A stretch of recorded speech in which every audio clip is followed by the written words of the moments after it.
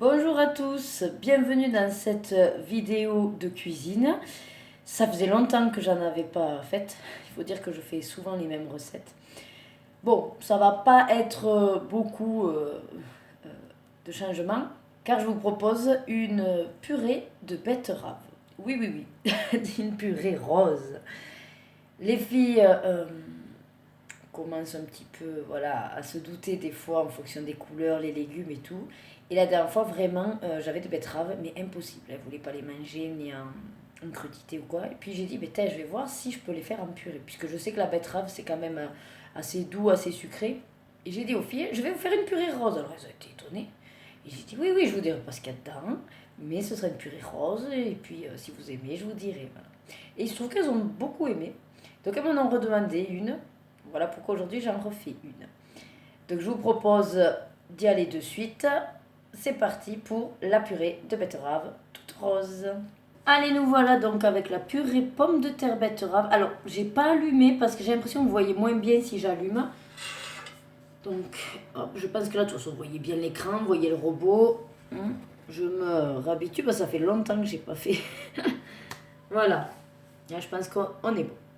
Donc, alors, continuez parce que je l'ai déjà démarré pour regarder effectivement la recette. Donc, on va vous montrer. Alors, c'est niveau de difficulté bon moyen. 15 minutes de prépa, il y a 45 minutes de cuisson et c'est pour 6. Oui, parce qu'en fait, on va d'abord cuire les patates. Et ensuite, vu que les betteraves, on prend des betteraves cuites, il n'y aura plus qu'à les mettre pour mixer. On recuira un petit peu, vous voyez, mais voilà.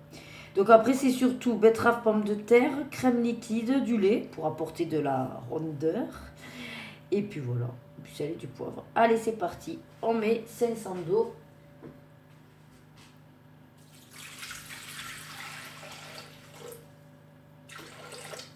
Voilà, c'est pas grave si on dépasse, puisque là, c'est simplement qu'on va cuire les patates. Donc, quand vous voulez, par exemple, faire juste des pommes de terre à la vapeur, vous savez, pour la raclette, mais c'est un petit peu le même principe. Sauf que, bon, vous allez couper vos patates en morceaux quand même un peu plus conséquents. Là, j'en ai fait des petits bouts. Mais donc, c'est exactement la même base.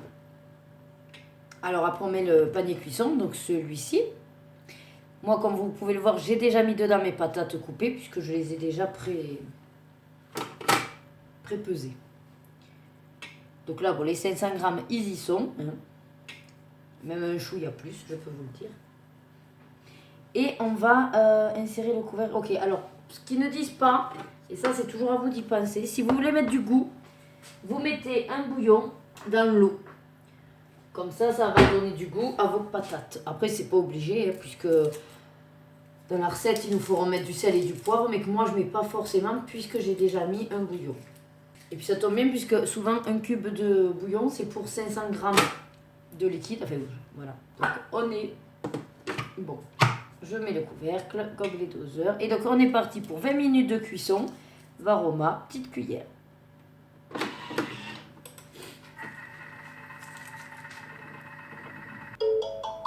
Allez, donc maintenant que c'est fini, on va retirer le panier cuisson. Alors, ça fume. Hop. Et on va vider le bol. Alors, retirer le panier cuisson, mais je vois que j'ai plus ma spatule aussi. Elle est là. Je vais me prendre une assiette. Pour moi, c'est plus simple, vous voyez. Une assiette simplement creuse.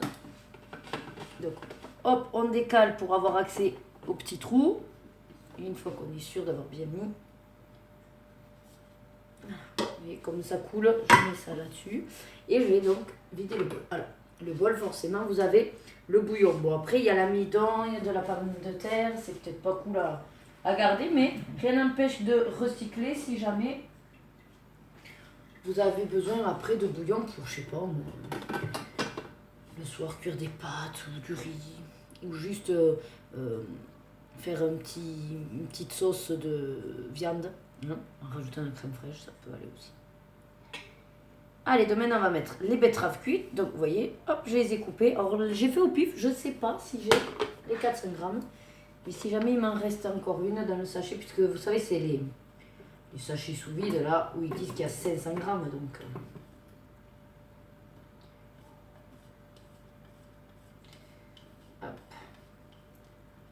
Alors après je me dis là, en fonction, ouais c'est pas grave pour quasiment 14 grammes. Parce que j'avais mis un chouïa plus de patates. Comme ça, on est raccord. Donc on va mettre les pommes de terre cuites. Donc voilà pourquoi j'avais laissé ça comme ça. Et il n'y a plus qu'à transvaser les patates. Vous voyez, le couvercle il s'ouvre tout seul vu qu'il est accroché. Voilà. On a mis donc les pommes de terre, on a mis les betteraves. Alors c'est là où j'ai un petit souci. Je me suis aperçue que j'avais plus de crème fraîche. Je pensais que oui. Ma mère a dû cuisiner la dernière fois et elle ne me le dit pas quand elle me mange un peu toutes mes réserves. Donc c'est pas grave. On va passer à l'étape d'après. Voilà, je mets d'abord le lait et puis je vais compléter avec la vache qui rit. Je me suis dit.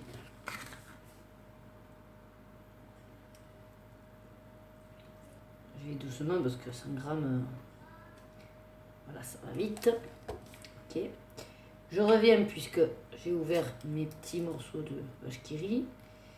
Je pars du principe que je vais en mettre 3. Après, de toute façon, on a encore 8 minutes un petit peu de cuisson et pour mélanger.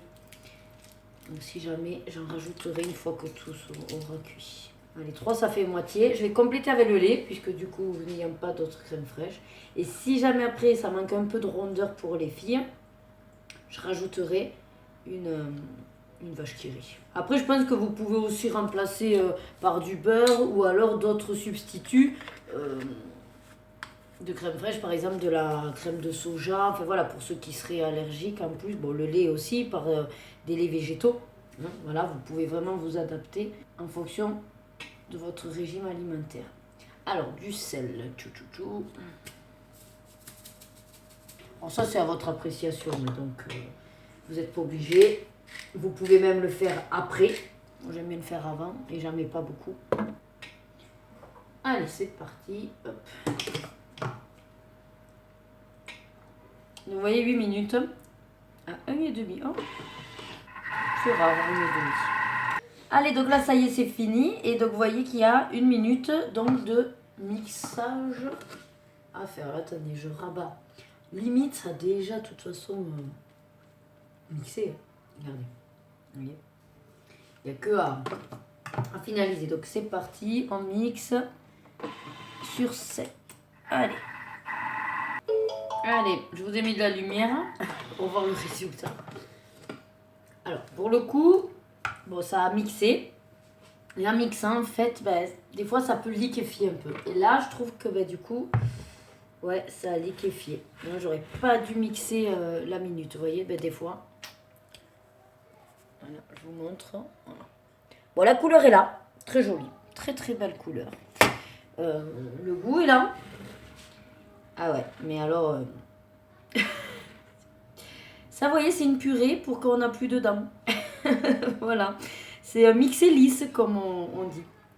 Le problème que j'ai avec le robot, c'est ça. C'est que des fois, et bien là, vous voyez, c'est... Ouais, ça fait du mixé lisse, quoi. Bon, on va le manger, c'est juste que... ça va être un peu comme une soupe, quoi.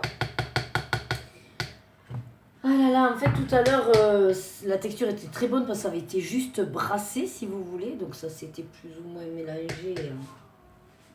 Mais bon, c'est pas grave, c'est fait, c'est fait.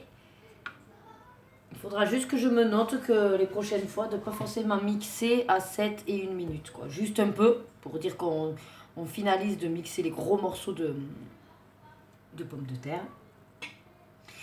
Et sinon, ben voilà, on fera pas. On fera pas jusqu'au bout. Bon. En tout cas, c'est quand même mangeable. Les filles vont se régaler parce que c'est rose. C'est à la petite cuillère. Eh ben pourquoi pas. Allez, avec un bon steak haché. Nous, on s'est fait des saucisses provençales avec. Et puis voilà. Ben, écoutez, j'ai plus qu'à vous souhaiter un bon appétit. J'espère que cette recette vous aura donné envie de la tester. Pourquoi pas pour faire manger des betteraves aux enfants.